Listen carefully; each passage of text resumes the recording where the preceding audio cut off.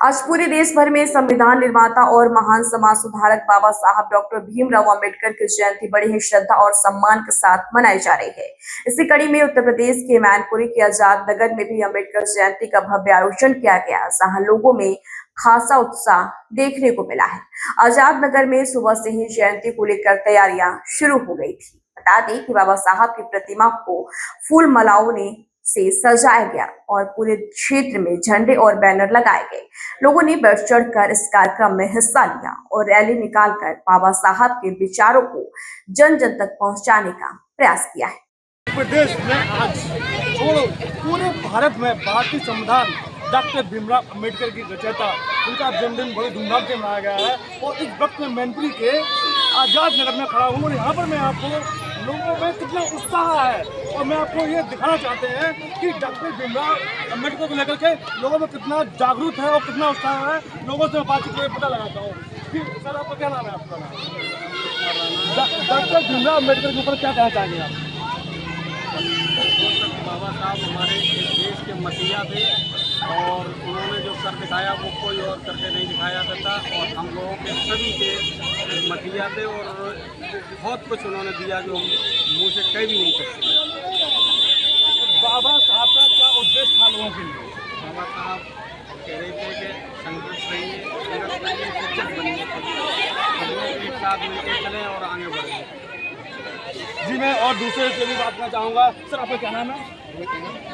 अच्छा, बाबा साहब के ऊपर आप क्या कहना चाहेंगे? बाबा साहब हमारे मसीहा हैं। उन्होंने जो हमारे साथ किया, दलित के पिछड़ों जो हमारे साथ किया, वो कोई भी इंसान नहीं कर सकता। उन्होंने हमारे साथ जो किया है वो कोई भी इंसान नहीं कर सकता। उन्होंने हमें जो अधिकार दिए, भाई महिला हुआ उन्होंने आरक्षण दिलाने की कोशिश करी, सब कुछ उन्होंने किया। उनके बदौलत आज जो महिलाएं आज जो देख रहे हैं, आप जो महिलाएं वो केवल उनके बाबा साहब के बदौलत है। उन्होंने ये और हम लोग को जो अधिकार दिए, चाहे पिछड़ा हो चाहे दलित हो, हम लोग 50% जो है आज उन्हीं की बदौलत है। अच्छा, बाबा साहब ने संघर्ष किया है और जो आज ये पीढ़ी जो है, क्या आप उनको कितना मोटिवेशन करते हैं? किस तक बताते हैं, क्या बताते हैं? बस तो हमारे भगवान उनका आदर्श हम जो है उनका आदर्श उनके खिलाफ उन्होंने जो हमारे साथ किया, कोई दुनिया में कोई करने। उन्होंने अपने 3 बच्चे अपने खोए, सुनो 3 बच्चे उन्होंने बाबा साहब अपने कुर्बान किया। अपने जो बाबा साहब को कुर्बान कोई नहीं कर सकता, वो भी आज नहीं कर सकता। पूरे देश में पूरी धूमधाम से डॉक्टर भीमराव अंबेडकर का जन्मदिन मनाया जाता है। क्या आपको लगता है? ये तो पार्टियों के आज बाबा साहब के नाम को लेकर वो उड़ रहे हैं।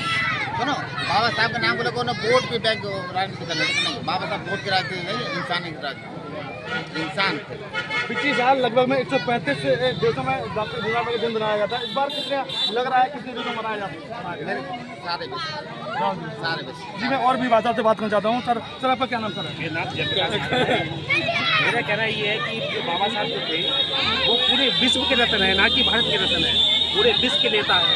उन्होंने समानता का जो दिया, सभी लोग समानता का मेन उनका जो है, इसमें किसी भी बिरादरी की महिला हो सभी के लिए किया है, हर बिरादरी लिए किया। इसको इससे इतना ये कहना है कि दलितों का मसला था, ये बिल्कुल गलत है।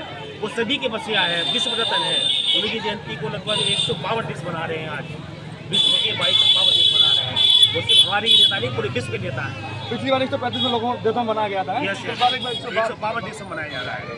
अच्छा, मैं महिलाओं से भी कुछ पूछना चाहूँगा। यहाँ पे महिलाएं भी काफ़ी जुड़ी हुई हैं, जिनसे मैं पूछना चाहूँगा कि किस तरीके से देखो क्या गुस्सा रहता है, अंदर भी किस रहता है।